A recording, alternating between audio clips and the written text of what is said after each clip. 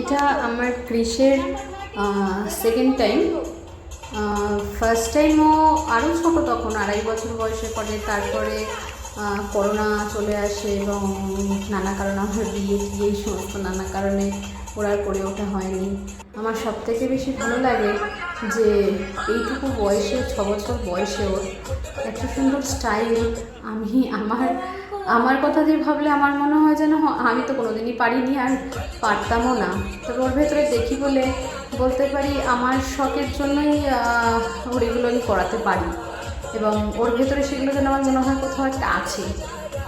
যাই হোক, এই শোটাও করেছে র্যাম্প শো মাসের পক্ষ থেকে। আমার চোখে তো ভীষণ ওই সেরা লেগেছে। সবাই দেখে জানিও কীরকম লাগলো তোমাদের।